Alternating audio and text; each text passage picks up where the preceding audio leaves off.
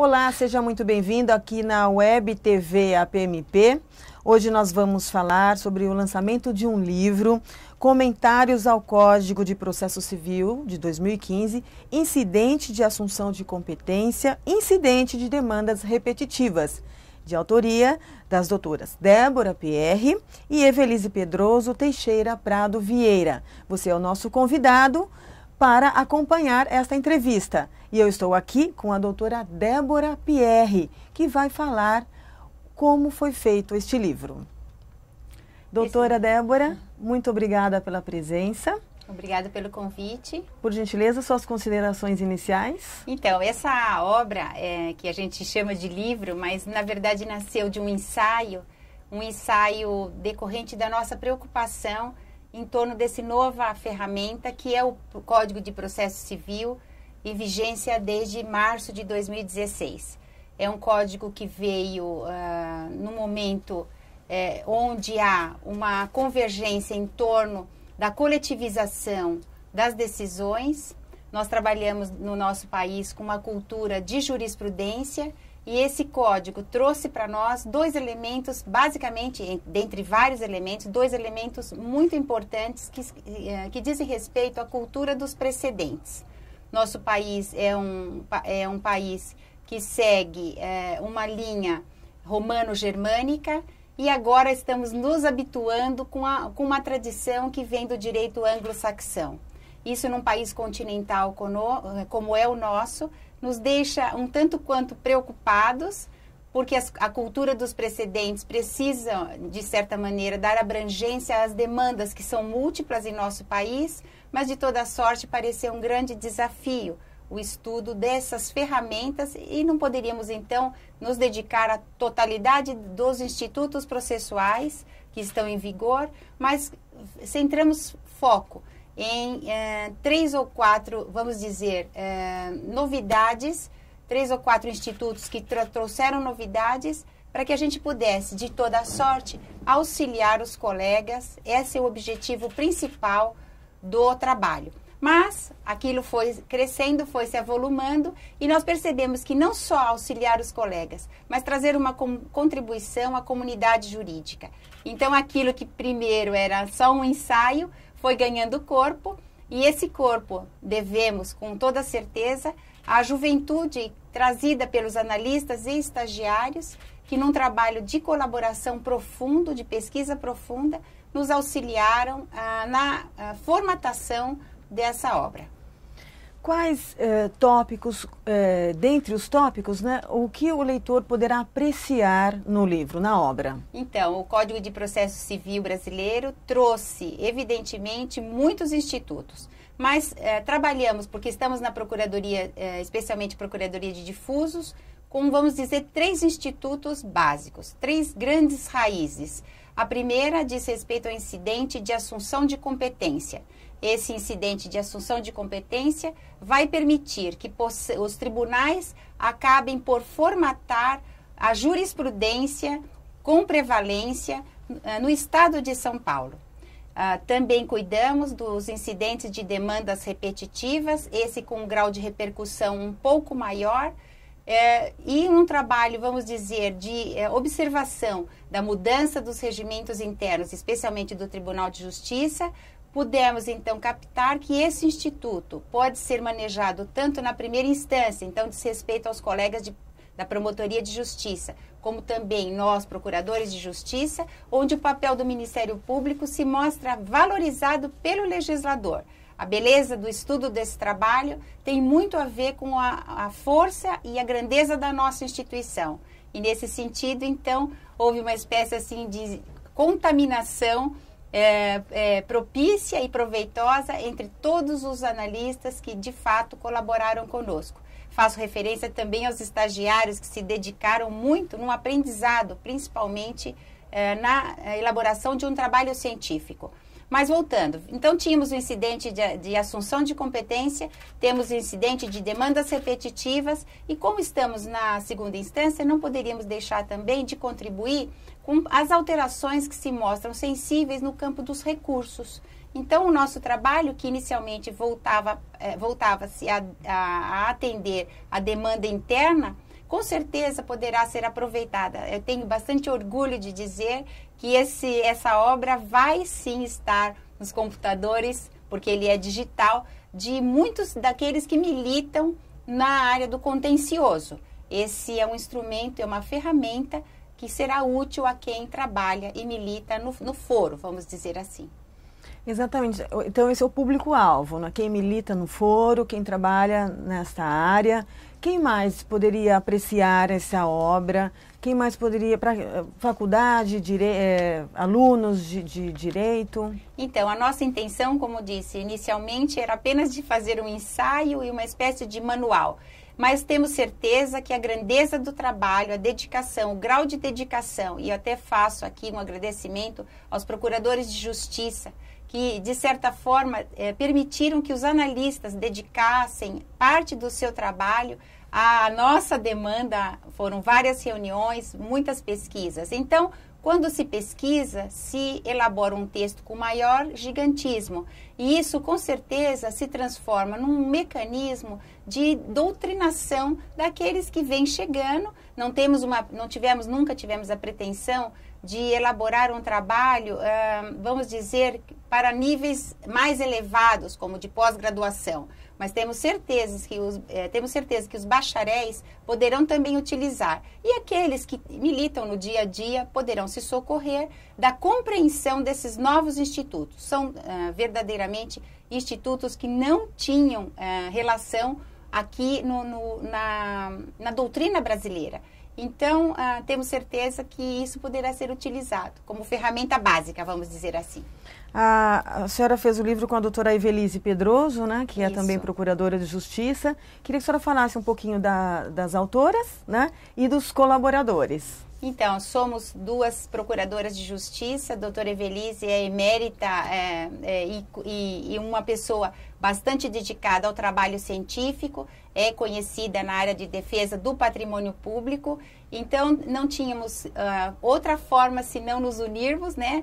Ela aceitou esse nosso convite, essa nossa ideia, se empenhou no trabalho. Então, temos aqui duas procuradoras de justiça tentando coordenar muitos analistas.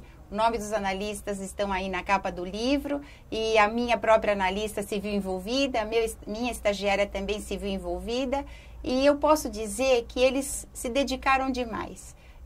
Na verdade, um trabalho que começou assim, foi difícil no começo, houve da parte deles um extremo cuidado e esse trabalho dialógico conosco só fez nos engrandecer. Porque eles estão muito mais recentemente atualizados, porque são formados há menos tempo, e inclusive passaram por um concurso dificílimo, que é o concurso de analistas. Então, nós só temos que realmente agradecer a trajetória, que para eles se inicia, e para nós, para mim, para a Evelise, há um aspecto de renovação. E isso é o que nos deixa muito feliz, porque saímos do nosso trabalho, do trabalho forense, pura e simplesmente, e partimos para um trabalho científico colaborativo. O livro está sendo editado pela editora da APMP, né? Pela Associação Paulista do Ministério Público. Queria que a senhora falasse um pouquinho sobre essa parceria. Então, e a gente tem que agradecer a Associação Paulista do Ministério Público, porque tem ela uma repercussão indiscutível na comunidade jurídica, na comunidade também associativa, desempenha um papel de extrema relevância e não poderíamos então encontrar parceiro melhor, tanto para acolher as nossas, tivemos um trabalho aqui de vamos dizer, aspecto gráfico, digital, e eu tenho muito também que agradecer ao Rodrigo e a sua equipe, que nos permitiu, e sempre com muita paciência conosco, de elaborar a obra no modo digital. E essa obra, tenho certeza, ficou assim muito agradável de ser lida, muito bem, aspecto gráfico muito bem formatado. Então, a associação nos permite essa tranquilidade, que nos dá suporte na elaboração de todo o aspecto gráfico e também de divulgação. A divulgação de um trabalho que foi custoso para todos nós e que agora se apresenta pela via da Associação Paulista, que nós pertencemos há tantos anos e que só é motivo para nós de orgulho. Nesse primeiro momento, então, ele não será impresso, né? As pessoas vão receber por e-mail, eletronicamente. Ele também ficará disponível no portal da Associação Paulista do Ministério Público, na www.apmp.com.br. A senhora pensa mais tarde aperfeiçoá-lo e até mesmo imprimi-lo? Então, nós tivemos essa intenção de primeiro imprimir, mas verdadeiramente, como dissemos há pouco, o código entrou em vigor em março de 2015. A cultura dos precedentes é uma cultura, como eu disse, que vai sendo elaborada aos poucos. Então, por isso, eu peço ao leitor que tenha a paciência de observar que, num determinado momento, deixei o meu e-mail profissional para que toda crítica e toda sugestão que pudesse ser trazida para nós seja motivo bastante para que a gente, daqui a algum tempo, atualize. Se estamos falando de cultura de precedentes, temos que dar um tempo para que esses precedentes sejam formados. Por isso, eu peço realmente a colaboração de todos. Essa é uma obra que se iniciou com 2 procuradoras e um grupo de 7 ou 8 analistas e 2 estagiários. Mas nós convidamos todos os associados, aposentados e que estão na ativa, que tenham paciência de olhar com carinho, fazendo críticas e sugestões que possam, no futuro, integrar uma renovação dessa obra, uma atualização, como tem que ser com as obras jurídicas. Elas precisam ser atualizadas. Então, estamos abertos a todas as sugestões e críticas também, né? Novas formas de abordagem. Muitos dos colegas, evidentemente, se utilizarão dos incidentes de demandas repetitivas, notadamente, e podem trazer a experiência para que a gente possa analisar e talvez assim colocar no futuro numa nova atualização da obra. Doutora, eu queria que a senhora falasse um pouquinho da sua carreira aqui no Ministério Público. A senhora hoje é procuradora de Justiça. Como é que foi o começo da carreira no Ministério Público? Eu entrei no Ministério Público já pertencendo ao Estado de São Paulo como procuradora do Estado. E houve uma mudança substancial ao abraçar a carreira do Ministério Público. Entrei em 86, então antes da Constituição de 88. Naquele momento fervilhava a necessidade de nós cuidarmos do nosso perfil constitucional. Eram muitas vamos dizer, os ataques à posição do Ministério Público na sociedade brasileira. Mas, felizmente, a associação e as associações fizeram um trabalho de peso e pudemos, então, junto ao Constituinte, elaborar esse perfil constitucional. Parece incrível que quase 30 anos já se passaram e nós estamos aqui, de novo, quase vivenciando a mesma problemática. O Ministério Público e o Poder Judiciário também sofrem, nesse momento, um grande ataque e muito devido à incompreensão. A incompreensão que a população não tem, mas que muitas vezes observamos que alguns políticos têm em relação à nossa instituição. O nosso trabalho é um trabalho proativo, é da defesa dos direitos fundamentais e não é um trabalho meramente corporativo. E nisso é que eu me sinto grande.